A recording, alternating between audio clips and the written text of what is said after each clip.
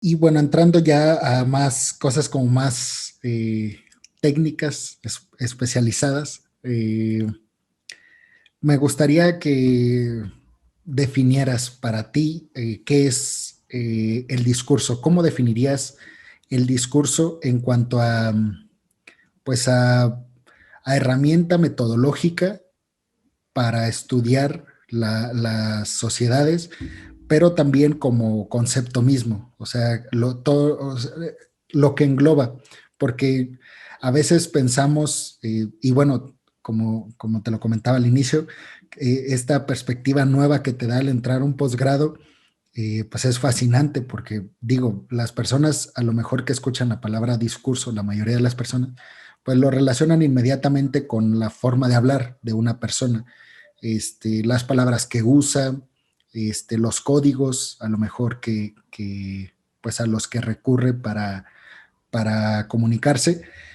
Y bueno, pues el discurso eh, tiene muchísimas más aristas de las cuales depende su conformación como concepto. Entonces, eso, Soch, que nos iluminaras describiendo lo que es para ti el discurso. Pues mira, para mí creo que, bueno, una de las cosas que me han tocado también escuchar mucho en general es que cuando las personas precisamente escuchan la palabra, ¿no? Que dicen, es el discurso, se imaginan siempre la cosa política, ¿no? O sea, se imaginan siempre a la persona que se para en un espacio y empieza como a dar un speech de alguna naturaleza y como que siempre se queda reducido a eso porque pues es así, o sea, lo que hace un candidato es dar un discurso, ¿no? Entonces es como, me parece que es una asociación correcta.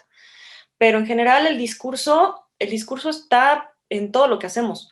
O sea, el discurso es un posicionamiento propio, es un mecanismo de comunicación, al decir que es un posicionamiento, quiero decir que es al tú expresar, aunque sea un enunciado, o sea, aunque sea una cosa muy chiquita, es parte del discurso que tú tienes sobre las cosas y sobre cómo percibes el mundo y sobre cómo percibes la realidad. Entonces, no es meramente ni algo que está escrito, no es un pronunciamiento público, o sea, todos tenemos un discurso y el discurso se compone de las ideas que tenemos, de las creencias que tenemos, de los valores en los que estamos formados, de la educación que tenemos, del nivel cultural que tenemos también. O sea, todo eso conforma nuestro discurso. Y ahorita decías un concepto muy interesante que es la parte de como herramienta metodológica, porque en efecto, a la hora que tú le prestas atención al discurso, no como una serie de palabras combinadas y enlazadas, sino que le prestas atención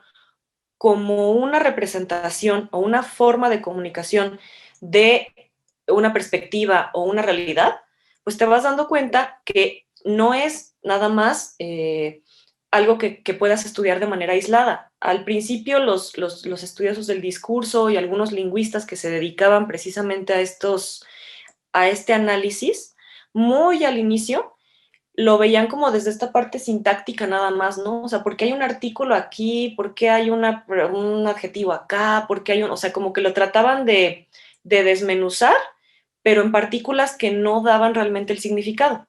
Cuando ya evoluciona esta disciplina y se empieza a ver cómo se conciben los discursos de manera global, o sea, cómo tú a la hora de ver el discurso que pronunciaban los nazis, el discurso de determinado político, el discurso de determinado programa de televisión, o sea, incluso es en ese nivel, o sea, no es solo político, es un programa de revista matutino de un canal de televisión abierta, tiene un discurso, es un posicionamiento sobre cómo ve la realidad, sobre qué cosas cree que debería de hacer el público que lo está viendo, o sea, desde ahí lo tienes, ¿no? Entonces, sí creo que como herramienta precisamente permite identificar rasgos de las sociedades, ¿no?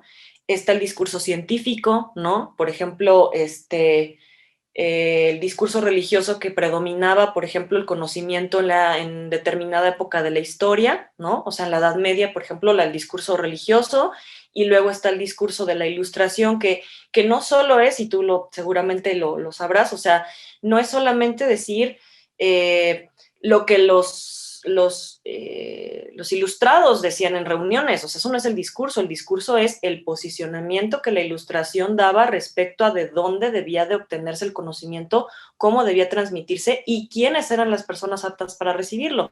Entonces, lo que te decía ahorita del discurso científico, o sea, el paradigma de explicar las cosas a partir de la ciencia, ¿no? Que de pronto es lo que llega a ser el tema del positivismo, pero, o sea, estas oposiciones, ¿no? Que existen también entre los determinados valores que rigen grupos de personas, discurso feminista, discurso pro vida, todas esas cosas no son las palabras que se pronuncian, sino las ideas que se representan a partir de un posicionamiento, ¿no?